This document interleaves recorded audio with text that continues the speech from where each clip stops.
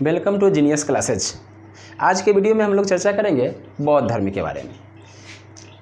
इस टॉपिक से बहुत सारे क्वेश्चन कॉम्पिटिटिव एग्जाम में पूछे जाते हैं, चाहे आप बीपीएससी के एग्ज़ाम में बैठिए, रेलवे बैठिए, एसएससी बैठिए, यानी कि जितने टाइप के भी कॉम्पिटिटिव एग्जाम होते हैं उसमें इस टॉपिक से क्वेश्चन रहता है। तो आज हम लोग पूरी चर्चा करेंगे बौद्ध धर्म के बारे में। इस तरह से देखें कि इससे एक भी क्वेश्चन, आप लोग वीडियो को ध्यान से देखते रहिए, इससे एक भी क्वेश्चन आपका एग्जाम में छूटने वाला नहीं है। तो चलिए हम लोग चर्चा करते हैं बौद्ध धर्म। तो बौद्ध धर्म के संस्थापक गौतम बुद्ध थे। या तो इनको गौतम बुद्ध किए। पहले छोटी छोटी बातों को हम लोग पूरी तरह से देख लेते हैं कि क्या क्या टाइप का ऑब्जेक्टिव इसमें बन सकता है। तो बौद्ध धर्म के संस्थापक गौतम बुद्ध, इनका जन्म कब हुआ था? 563 BC यानी कि ईसा पूर्व में। स्थान यानी कि जन्म इनका कहाँ हुआ था? तो लुम्बिनी वन में हुआ था। इनके बचपन का नाम सिद्धार्थ था। पिता का नाम सुयोधन था। माता इनकी दो माता थी, एक का नाम था महामाया और दूसरी का नाम था गौतमी। महामाया को कहीं कहीं बुक में आपका माया देवी भी लिखा हुआ मिलेगा। दोनों का मतलब सेम टू सेम है, कोई डिफरेंस नहीं है। इनका विवाह 16वें वर्ष की अवस्था में हुआ था, यानी कि उस समय लड़कों के लिए विवाह का उम्र जो था वह 16 वर्ष निर्धारित किया गया था और लड़कियों के लिए विवाह का उम्र जो था वह 14 वर्ष निर्धारित किया गया था। पत्नी का नाम इनकी यशोधरा थी। इनको विवाह के लगभग 28वें वर्ष में, यानी कि उनका टोटल 28 वर्ष का उम्र था, तब 28 वर्ष की उम्र में उनको एक पुत्र की प्राप्ति हुई, जिस पुत्र का नाम था राहुल। इन्होंने क्या किया कि 29वें वर्ष की अवस्था में इन्होंने गृह त्याग दिया और गृह त्याग की घटना को बौद्ध साहित्य में महाभिनिष्क्रमण कहा जाता है। 35वें वर्ष की अवस्था में इनको ज्ञान की प्राप्ति हुई और ज्ञान प्राप्ति की घटना को क्या कहा जाता है? बौद्ध साहित्य में संबोधि कहा जाता है। गौतम बुद्ध की मृत्यु 483 ईसा पूर्व कुशीनगर यानी गोरखपुर के कुशीनगर में हुआ था और मृत्यु की घटना को कहा जाता है परिनिर्वाण। तो आप चाहे तो इसका स्क्रीनशॉट ले सकते हैं। जो मूल बातें थी, छोटी छोटी बातें जो अक्सर एग्जाम में, कॉम्पिटिटिव एग्जाम में पूछा जाता है, उस बातों को मैंने यहाँ पे इंडिकेट कर दिया। आप चाहे तो इसका स्क्रीनशॉट लेकर के रख सकते हैं। चलिए हम लोग शुरू करते हैं टॉपिक को डिटेल्स रूप में, ध्यान से देखिएगा। बौद्ध धर्म के संस्थापक गौतम बुद्ध को कहा जाता है। इन्हें लाइट ऑफ एशिया यानी कि एशिया का प्रकाश भी कहा जाता है। किनको? गौतम बुद्ध को। यह क्वेश्चन भी खूब पूछा जाता है कि गौतम बुद्ध को लाइट ऑफ एशिया यानी एशिया का प्रकाश भी कहा जाता है। अब देखते हैं इनके जो पिता जो थे, गौतम बुद्ध के पिता का नाम क्या बताए थे हम लोग? सुयोधन। गौतम बुद्ध के पिता का नाम सुयोधन था, जो शाक्य गणराज्य के क्या थे? प्रधान थे। उस समय लोग जो था राजतंत्र नहीं थी, लोग जो था छोटे छोटे कबीला में रहते थे। तो इनका कबीला जो था बहुत बड़ा कबीला था और उस कबीले का यह क्या थे? सरदार थे। कल भी मैंने वैदिक काल में भी इस चीज़ की चर्चा किया है कि कबीले के प्रधान को क्या कहा जाता था? तो सरदार कहा जाता था। तो यह शाक्य गणराज्य के सरदार थे। कौन? तो गौतम बुद्ध के पिता, जिनका नाम क्या था? सुयोधन। इनकी माँ जो थी, इनकी माँ का नाम था महामाया। गौतम बुद्ध की माँ का नाम महामाया, जो क्या थी? तो जो गौतम बुद्ध के पिता का नाम मैंने देख लिया, क्या? सुयोधन, जो शाक्य गणराज्य के क्या थे? प्रधान थे, यानी कि सरदार थे।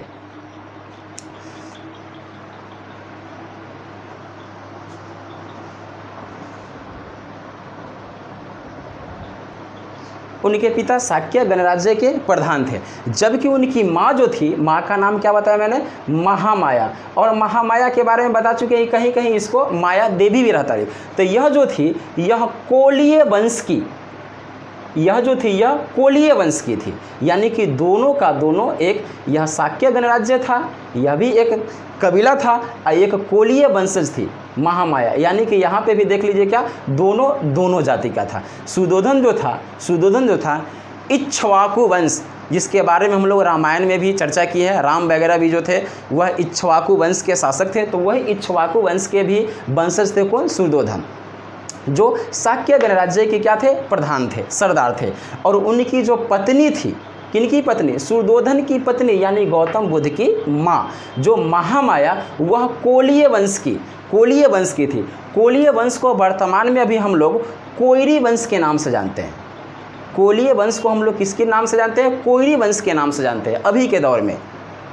तो यह देखने से पता चल रहा है कि दोनों वंशज के थे। एक जो थे सुयोधन इक्ष्वाकु वंश के थे और एक जो थी उसकी पत्नी जो थी महामाया, सुयोधन की पत्नी, वह कौन सी वंश की थी? तो कोलीय वंश की थी, जिसको अभी कोयरी वंश के नाम से भी जाना जाता है। तो यहाँ पे भी इन्होंने क्या किया, क्योंकि दोनों का दोनों जो था एक सरदार हुआ करते थे, एक प्रतिष्ठित कबीला के मशहूर सरदार थे, जिस वजह से दोनों की लगभग बराबरी का था। इस वजह से दोनों की जाति अलग होने के बाद भी इन लोगों ने क्या किया, अंतर्जातीय विवाह किया। तो चलिए, प्राचीन समय से भी अंतर्जातीय विवाह चलते आते हैं। लोग क्या देखता, उस समय लोग हैसियत देखते थे कि चलिए लड़का जो है उस लायक है कि नहीं है, लड़की जो है उस लायक है कि नहीं है, कोई जाति रहे कोई धर्म रहे कोई मतलब नहीं रहता है। तो हम लोग का प्राचीन समय से यह चलते आ रहा है। तो यह टोटल क्लियर हो गया होगा। सुयोधन इक्ष्वाकु वंश के वंशज थे और उनकी जो पत्नी जो थी महामाया, वह कोलीय वंश की क्या थी, वह कोलीय वंश की राजकुमारी थी। अब हम लोग देखते हैं, यह अपना रहना शुरू कर दिया कहाँ पे, जब शादी विवाह करके सुयोधन इसको अपने घर ले गए। हाँ, एक बात यह जो कोलीय वंश जो थी वह बनारस की वंश थी। कहाँ की? बनारस, जिसको हम लोग प्राचीन समय में हम लोग काशी के नाम से जानते थे। बनारस को पहले किस नाम, पुराना नाम क्या था उसका? तो काशी नाम था। तो वहाँ की यह वंश थी। यह जो हम लोग देख रहे हैं लुम्बिनी, जो इनका एक राज्य था, क्या बताया, शाक्य गणराज्य, जिसको हम लोग कपिलवस्तु के नाम से जानते हैं। कपिलवस्तु, तो कपिलवस्तु राज्य के यह शाक्य गणराज्य के एक छोटे से कबीला का यह क्या थे, सरदार थे, जो नेपाल के तराई प्रदेश में, पहाड़ी प्रदेश में यह राज्य पड़ता है। क्लियर? अब यह होता है क्या, हम लोग का यह परंपरा बना हुआ है कि चलो जो महिलाएं होती है उनका जो फर्स्ट प्रसव होता है यानी बाल बच्चे होता है, कहा जाता है कि उनकी मायके में होती है। तो यह भी थी महामाया, उसकी भी हार्दिक इच्छा थी कि मेरा जो संतान हो वह मेरे मायके में हो। उन्होंने, जो महामाया थी, वह अपने पति सुयोधन को बोली कि एक काम ऐसा कीजिए कि हमारी हार्दिक इच्छा है कि जैसे हम अपना मायके जाना चाहते हैं। अब राजा वाली बात थी, सरदार वाली बात थी। तो अभी का तो ऐसा दौर है नहीं कि आप गाड़ी लाया और अपना गाड़ी पर शिफ्ट सब वगैरह हुए अपना पहुंच गए। तो पहले तो गाड़ी उड़ी का साधन था नहीं, तो लोग पालकी से जाते थे। राजा वाला ऐसे लोग थे, जनरली लोग जो होता था वह पैदले पैदले कहीं कहीं जाता था, और जो गाड़ी वाले, जो बड़े लोग, घर के जो लोग होते थे, वह पालकी से जाते थे। पालकी का मतलब कि जैसे उसको तो कंधे पर लोग लेकर के 3 लोग 4 लोग से उसको लेकर के लोग जाता था। तो वहाँ से इन्होंने चलना शुरू कर दिया। कहाँ से? कपिलवस्तु से। कपिलवस्तु से, राज्य का नाम क्या था? कपिलवस्तु। वहाँ से महामाया जो थी वह अपने दासियों के साथ अपने मायके की ओर चल दी। रास्ते में एक जंगल था, घना जंगल, उस जंगल का नाम था लुम्बिनी। लुम्बिनी में रात्रि हो जाने के कारण वहाँ पे उन्होंने, इसकी इच्छा हुई महामाया की कि कुछ देर के लिए यहाँ क्या किया जाए, विश्राम किया जाए, आराम किया जाए। लेकिन हुआ क्या कि उसी जंगल में, उसी वन में उनको प्रसव पीड़ा आरंभ हो गया और दासियों सबको बुला कर के पास में बोली, और उसी जंगल में उन्होंने क्या किया, सिद्धार्थ को जन्म दे दिया। सिद्धार्थ को क्या किया, जन्म दिया। यानी कि सिद्धार्थ का जन्म कहाँ हुआ, तो लुम्बिनी नामक वन में हुआ था, जो एक क्या था, जंगल था। सिद्धार्थ को उसने लुम्बिनी नामक वन में जन्म दिया। तो जन्म देने के बाद वह मायके नहीं जा सकी और वह पुनः वहाँ से लौट करके अपने ससुराल आ गए। तो हिंदू धर्म में हम लोग का कहा जाता है कि कई तरह के संस्कार होते हैं, नामकरण संस्कार, अक्षारंभ संस्कार, जातकर्म संस्कार, बहुत तरह के संस्कार हुआ। तो गुरुदेव को बुलाया गया और वहाँ के जो सन्यासी वगैरह थे, जो इस वंश के जो गुरु, उनका कुल गुरु वगैरह माना जाता है, तो उनको बुलाया गया और इसको दिखाया गया। किसे? सिद्धार्थ को। यानी गौतम बुद्ध के बचपन का नाम मैंने क्या बताया, सिद्धार्थ, जिनका जन्म कहाँ हुआ था, लुम्बिनी में हुआ था। तो इनको दिखाया गया। यहाँ के सन्यासियों ने इनको देखा और बोला कि यह बच्चा आगे चल करके बहुत बड़ा यशस्वी बनेगा, विश्व में यह, इसकी प्रसिद्धि पूरे विश्व में होगी। लेकिन एक समस्या है। सुयोधन क्या चाह रहा था कि मेरा कोई उत्तराधिकार नहीं है, मेरे घर में कोई अगर बच्चा होगा तो शाक्य गणराज्य का वह उत्तराधिकार बनेगा। लेकिन जो सन्यासी जो आए थे, जो गुरुजन जो आए थे, उन्होंने यह बताया कि यह आगे चल करके तो विश्व में काफ़ी प्रसिद्ध होगा, लेकिन यह जो है वह करेगा क्या, तो यह राजा नहीं बन पाएगा। यह एक महान सन्यासी बनेगा और अपने उपदेश से पूरा दुनिया को क्या करेगा, प्रभावित करेगा।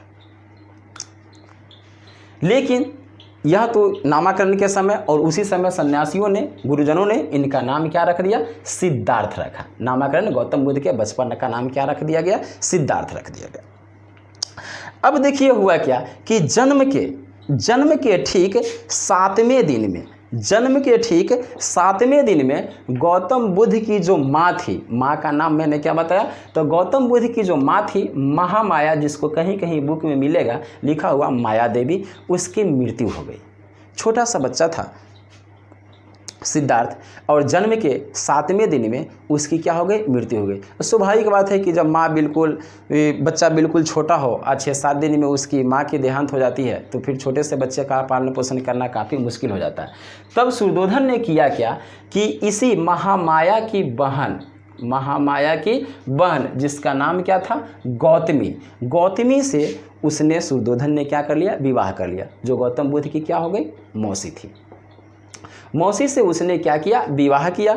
और मौसी से विवाह करने के कारण एक तो उसके अपने परिवार की थी, ताकि वह छोटे से बच्चे के पालन पोषण में किसी तरह का कोई दिक्कत ना हो। और इस प्रकार से गौतम बुद्ध की कितनी माँ हुई, 2। महामाया ने उनको क्या किया, सिद्धार्थ को, गौतम बुद्ध को जन्म दिया। जन्म के 7वें दिन में उनकी माँ की क्या हो गई, महामाया की मृत्यु हो गई। तब उनके पिता ने उनकी विवाह उनकी मौसी, गौतम बुद्ध की मौसी, जिसका नाम क्या था, गौतमी पुत्र या प्रजापति गौतमी कहते हैं, उनसे उनका विवाह किया गया। और इस प्रकार से गौतम बुद्ध का पालन पोषण आरंभ हो गया। लेकिन यह जब जन्म लिया तो उसी समय इन्होंने, संत महात्माओं ने बताया था कि यह विश्व में कुछ सबसे अलग देगा, सबसे अलग हट करके यह काम करेगा। तब उन्होंने क्या किया, यह जो हमेशा रहते थे किसी न किसी बाल्य अवस्था से, क्योंकि कहा जाता है कि बच्चा का बचपन देख कर के ही बता दिया जाता है कि यह आगे चल करके क्या करेगा। तो यह बचपन से ही बाल्य अवस्था थे, किसी न किसी चिंतित अवस्था में रहते थे, हमेशा यह सोचते हुए रहते थे, जिस वजह से यह घर में बहुत कम, पशु पक्षियों के बीच काफ़ी यह अधिक रहते थे, जंगलों वगैरह में काफ़ी अधिक रहते थे। यह सोचते रहते थे कि आखिर यह संसार कैसा है, संसार कैसा है, संसार में रहने वाले जीव जो है वह किस तरह से अपना जीवन यापन करते हैं। यह सारी चीज़ के बारे में यह क्या करते रहते थे, हमेशा चिंतित करते रहते, चिंतन करते रहते थे कि आखिर संसार में इंसान सुखी रहे तो कैसे रहे, ऐसा कुछ किया जाए कि सब जीवों को किसी तरह का कोई कष्ट न हो। लेकिन हम लोग परंपरा के अनुसार क्या किया गया कि उस समय विवाह का उम्र बताए थे, लड़कों के लिए कितना था, 16 वर्ष, और लड़कियों के लिए उम्र कितना था, 14 वर्ष। तो जब वह गौतम बुद्ध 16 वर्ष की अवस्था में पहुँचे तो इनका विवाह जो था वह कर दिया गया। और इनकी पत्नी का नाम क्या था, यशोधरा। ध्यान रखिएगा, इनकी पत्नी का नाम क्या था, यशोधरा। इसमें से एक कन्फ्यूजन वाली क्वेश्चन देता है, जैन धर्म में भी एक यशोदा की चर्चा आएगी। तो जैन धर्म में जो था महावीर की पत्नी का नाम क्या था, यशोदा, जबकि यहाँ बुद्ध की पत्नी का नाम क्या हो जाएगा हम लोग का, यशोधरा। ध्यान रखिएगा कि इसमें इसका नाम क्या हो जाएगा, यशोधरा। गृहस्थ जीवन से यह ज़्यादा संतुष्ट नहीं थे, इनको लगता था कि हमारे ऊपर किसी तरह का कोई बोझ बना हुआ है, क्योंकि इसका जन्म ही हुआ था संसार को उद्धार करने के लिए, संसार में कुछ नई लोगों के बीच कुछ नई सोच लाने के लिए, जिस वजह से यह गृहस्थ जीवन में अपने आप को ज़्यादा खुश नहीं कर पाए, नहीं रख सके। यह हमें 28वें वर्ष की अवस्था में, जब यह गौतम बुद्ध 28 वर्ष की अवस्था में पहुंचा, तब इनको एक पुत्र की प्राप्ति हुई और पुत्र का नाम क्या रखा गया, राहुल रखा गया। ध्यान दीजिएगा, गौतम बुद्ध के पुत्र का नाम क्या था, राहुल था। यह हमेशा यह चिंतित अवस्था में ही रहते थे कि आखिर संसार के सभी प्राणियों को कुछ न कुछ कष्ट होता है, इस कष्ट से मुक्ति मिले तो कैसे मिले, इसी सब समस्या पर वह हमेशा चिंतन कर रहे थे। वह सोचते थे कि घर में रह करके मैं उन चीज़ों को, मैं जो परमात्मा की जो वास्तविक सुख है, जो वास्तविक मोक्ष है, यह हमको मिल नहीं सकता है। इसलिए इन्होंने क्या किया कि अपने पत्नी और बेटे को सोए हुए अवस्था में छोड़ करके और इन्होंने क्या किया, 29 वर्ष की अवस्था में घर को त्याग दिया, घर छोड़ दिया। घर छोड़ने की घटना को बौद्ध साहित्य में किस नाम से जाना जाता है, तो महाभिनिष्क्रमण के नाम से जाना जाता है। चलिए, इतना तक सबको समझ में आ गई होगी बात कि गृह त्याग की घटना को बौद्ध साहित्य में क्या कहा जाता है, महानिष्क्रमण के नाम से जाना जाता है। अब वहाँ से ये जितने भी क्योंकि यह राजा का पुत्र था, तो जितने भी राजशाही जिनका पोशाक था वह सबको एक जंगल में इन्होंने छोड़ दिया और सन्यासी रूप धारण करके सबसे पहले यह पहुंच गए कहाँ पे, तो सन्यासी रूप धारण करके यह सबसे पहले पहुँचे वैशाली, जो हम लोग के अभी जिस जिले में हम लोग रहते हैं उसी वैशाली में। और वहाँ जा कर के उन्होंने एक व्यक्ति से मिला, उस सन्यासी से मिला। उस सन्यासी का नाम था अलार कलाम। अलार कलाम, ध्यान दीजिएगा। तो गौतम बुद्ध घर त्यागने के बाद, अपना गृह को छोड़ने के बाद वह सबसे पहले कहाँ पहुँचे, वैशाली। और वहाँ उन्होंने एक गुरु से मिला, एक सन्यासी से मिला। उस सन्यासी का नाम क्या था, अलार कलाम, जो गौतम बुद्ध का क्या बना, गुरु बना, जो गौतम बुद्ध का प्रथम गुरु बना। यह क्वेश्चन खूब पूछा जाता है, ध्यान में रखिएगा कि पूछा जाए कि गौतम बुद्ध के प्रथम गुरु कौन थे, तो अलार कलाम। जो कहाँ के रहने वाले थे, तो वह वैशाली के रहने वाले थे। तो हम लोगों ने देखा कि गौतम बुद्ध के गुरु का नाम क्या था, अलार कलाम नाम था। जब यह यहाँ आए तो यहाँ पे इन्होंने कुछ शिक्षा ग्रहण किया, लेकिन यहाँ के शिक्षा से वह संतुष्ट नहीं हुए। तो यहाँ गौतम बुद्ध के 5 गो और शिष्य मिल गया। गौतम बुद्ध के कितने शिष्य और मिल गए, 5 और शिष्य मिल गए। और एक गौतम बुद्ध थे, टोटल मिलाकर कितने लोग हो गए, 6 लोग हो गए। तो 5 शिष्य इनका था, जो पाँचों का पाँचों जो शिष्य था वह ब्राह्मण जाति का था। याद रखिएगा, यह भी क्वेश्चन पूछा जाता है। गृह त्याग के बाद गौतम बुद्ध का 5 शिष्य बना था, वह पाँचों शिष्य जो था वह किस जाति के थे, तो वह जो थे ब्राह्मण जाति के थे। और गौतम बुद्ध हो गए कितने आदमी, अब 6। घर से भागे थे कितने, सिंगल पर्सन, अकेले। और आकर के वैशाली अलार कलाम से मिला। अलार कलाम से मिलने के बाद उनका 5 गो चेला और हो गया, जो पाँचों का पाँचों ब्राह्मण जाति के थे, और एक हो गए गौतम बुद्ध। टोटल मिलाकर कितने हो गए, 6। इस गुरु से इनको पूरी शिक्षा, आध्यात्मिक की शिक्षा, जो यह सोच करके घर से भागा था, वह शिक्षा इनको पूरी नहीं मिल पाया, ऐसा इनको लग रहा था। तब यहाँ से यह चले गए सारनाथ। सारनाथ, वही सारनाथ जो उत्तर प्रदेश में स्थित है। कहाँ चले गए, तो सारनाथ में चले गए। और सारनाथ में जाकर के इन्होंने तपस्या करना आरंभ कर दिया।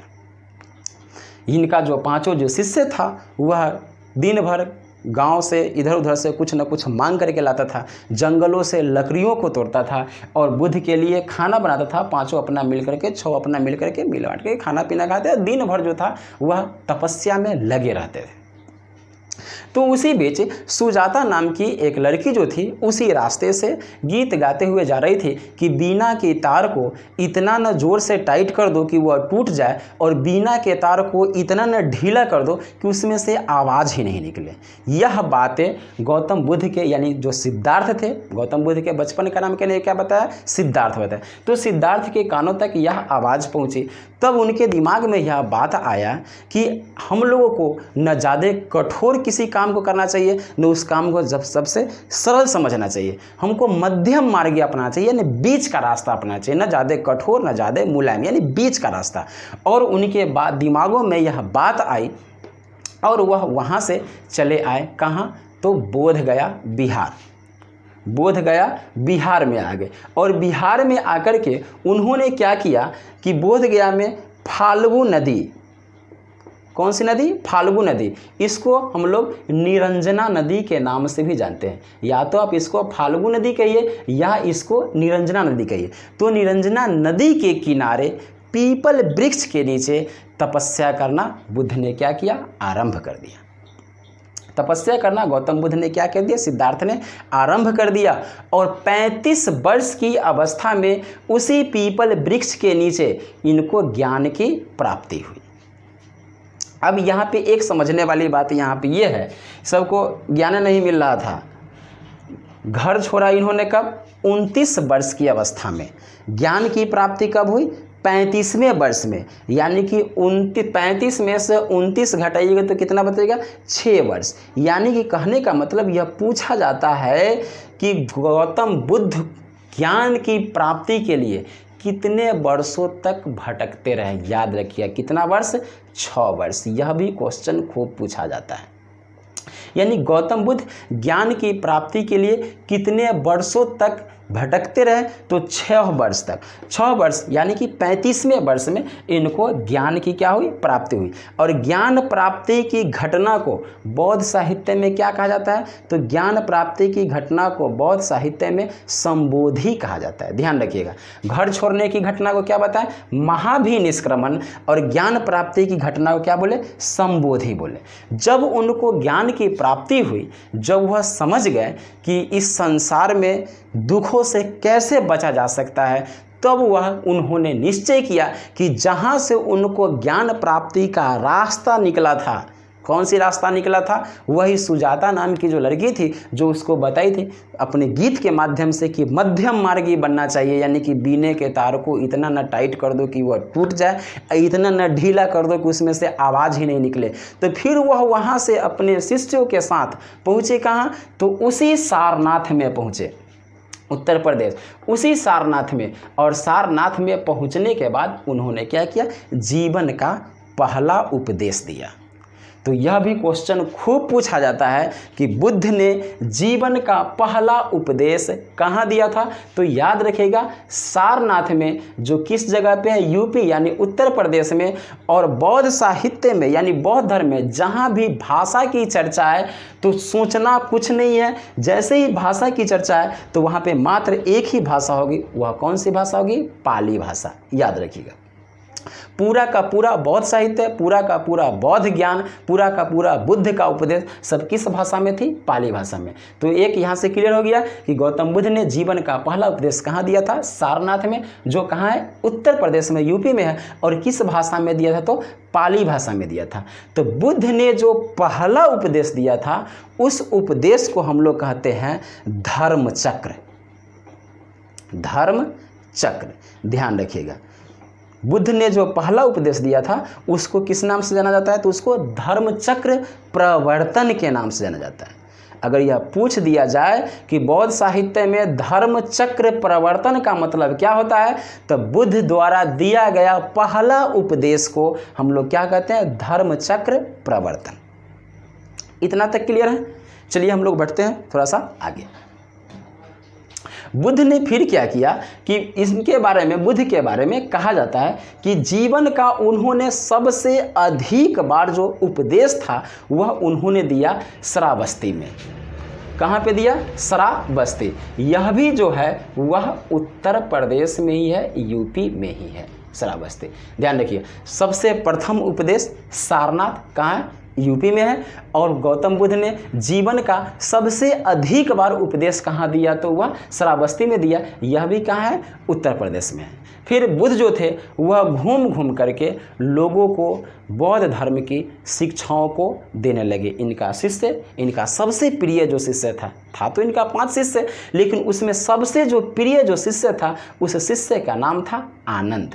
ध्यान रखिएगा बुद्ध का सबसे प्रिय शिष्य कौन था, तो बुद्ध का सबसे प्रिय शिष्य यानी चेला जो था वह कौन था, आनंद था। वह घूम घूम करके लोगों को उपदेश देना शुरू किए। राजगीर भी आए, जगह जगह पर घूम करके लोगों को सत्य की बात बताते रहे। जीवन में दुखों से कैसे बचा जा सकता है, ये सारी मूल चीज़ों की शिक्षाओं देना बुद्ध ने क्या कर दिया, आरंभ कर दिया। इसी ज्ञान के देने के क्रम में वह पहुँचे उत्तर प्रदेश। उत्तर प्रदेश का एक जगह था गोरखपुर। उत्तर प्रदेश में एक जगह है गोरखपुर, और गोरखपुर का एक छोटा सा गांव था, उस गांव का नाम था कुशीनगर। गांव का नाम क्या था, कुशीनगर, और कुशीनगर में एक चंद नाम का सोनार था। जाति में हुआ क्या था? चंद नाम का हुआ सोनार था, और उस सोनार के यहाँ ऐसा माना जाता है कि उनको छल से या किसी तरह से लोगों ने सूगर का मांस खिला दिया, जिसके वजह से उनको उल्टी होना, दस्त होना शुरू हो गया। और 483 ईसा पूर्व में, यानी कि बिफोर क्राइस्ट 483, 80 वर्ष की अवस्था में गौतम बुद्ध की क्या हो गई? मृत्यु हो गई। गौतम बुद्ध की मृत्यु की घटना को क्या कहा जाता है? परिनिर्वाण। ध्यान रखिएगा, बुद्ध की मृत्यु की घटना को पूछा जाएगा कि बौद्ध साहित्य में मृत्यु की घटना को किस नाम से जाना जाता है? तो बौद्ध साहित्य में मृत्यु की घटना को परिनिर्वाण के नाम से जाना जाता है। ध्यान दीजिएगा, परिनिर्वाण। यह परिनिर्वाण का मतलब होता है मृत्यु, यानी कि मोक्ष की प्राप्ति हो जाना। तो यह था गौतम बुद्ध। गौतम बुद्ध ने क्या किया कि गौतम बुद्ध ने 4 व्रत दिए। सबसे पहला उन्होंने बताया क्या कि संसार जो है वह दुखों से भरा हुआ है, यानी इस संसार में कोई इंसान सुखी नहीं है। हर दुख का कोई ना कोई कारण है। ध्यान दीजिएगा, कितने शब्द दिए? 4 तत्व दिए। सबसे पहला तत्व, संसार जो है वह दुखों से भरा हुआ है। चलिए इसको पहले मिटा देते हैं थोड़ा सा।